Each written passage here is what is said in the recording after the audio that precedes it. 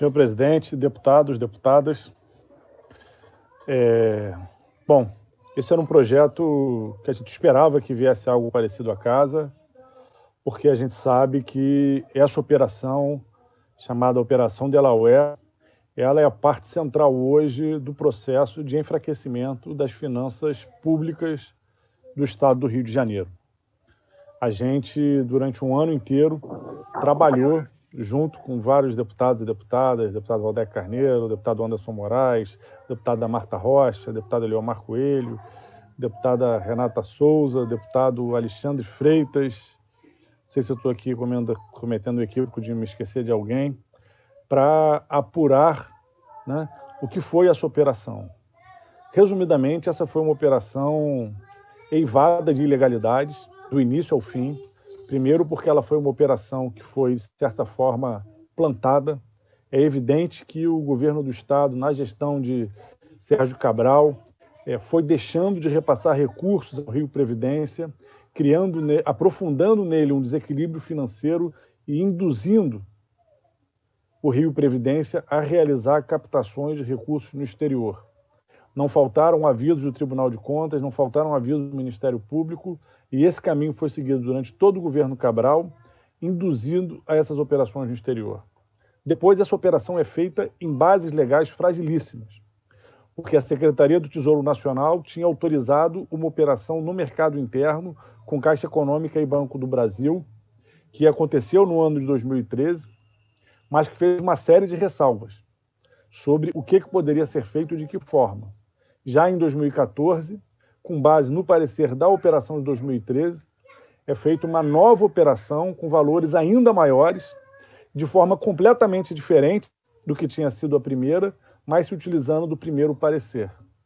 Então, isso é mais uma base de ilegalidade que ficou ali muito evidente no trabalho da CPI. O contrato, assinado integralmente em inglês, demorou anos para ser integralmente traduzido, ferindo o Código de Processo Civil brasileiro, que não autoriza esse tipo de contrato em língua estrangeira sem tradução juramentada. Isso é mais uma ilegalidade que, na nossa avaliação, deveria levar à anulação desse processo. Só que não para por aí. No seu conteúdo, o processo tem cláusulas tão desproporcionais que eles são cláusulas inaceitáveis do ponto de vista do princípio da economicidade que gere o serviço público brasileiro. Ao longo desse processo, no qual o Rio de Janeiro pegou emprestado cerca de 10 bilhões e já pagou mais de 13, o Estado do Rio de Janeiro vai ter que pagar mais de 30 bilhões por esse projeto, por esse processo. Pegou 10, vai ter que pagar mais de 30. E não é um pagamento que vai demorar 30 anos, não. É um pagamento que se dá num período relativamente curto, porque as taxas de juros são draconianas. Nas palavras do próprio atual presidente do Rio Previdência, talvez esse seja hoje um dos contratos internacionais assinados em dólar com as taxas de juros mais altas do mundo. A cláusula que o deputado Luiz Paulo já fez referência, que prevê o aumento da taxa de juros cada vez que o barril do petróleo cai, é uma taxa que evidentemente fere o princípio da economicidade. Cada vez que oscila o barril do petróleo para baixo, os juros sobem. Só que cada vez que o barril do petróleo oscila para cima, os juros não voltam a descer, não voltam ao patamar anterior, ele sobe e fica no patamar elevado de forma permanente. É uma cláusula desproporcional. O então procurador do Rio Previdência chegou a nos afirmar em CPI que alertou ao senhor Gustavo Barbosa, então presidente do Rio Previdência, de que essa cláusula era uma cláusula desproporcional.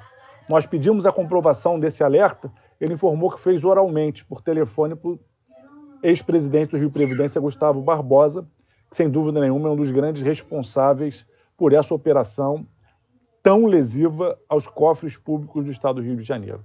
Então o que a gente tem hoje é que mais uma vez o barril do petróleo diminuiu, mais uma vez a gente tem essa possibilidade do aumento da taxa de juros e mais uma vez a gente tem também a possibilidade da aceleração nos pagamentos, porque além dos juros aumentarem, os pagamentos se aceleram.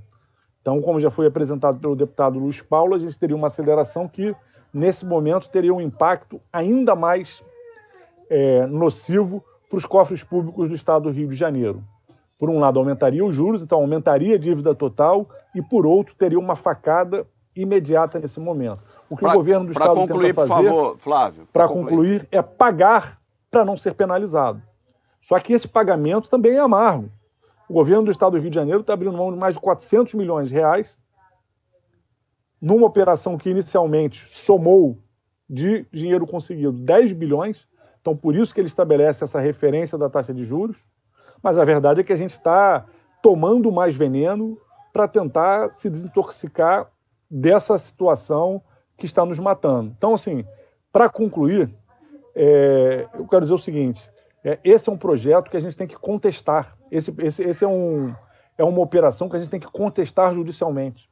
O governo do estado do Rio de Janeiro tem que buscar apoio do governo federal e tem que contestar esse projeto. Ele é draconiano.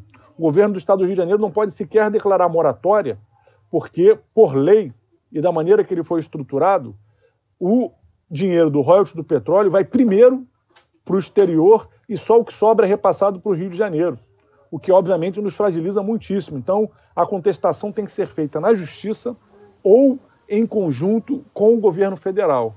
Mas a gente tem que ter claro que cada vez que a gente antecipa pagamentos, renegocia e etc., a gente está tomando mais de um veneno que está matando as finanças públicas do Rio de Janeiro.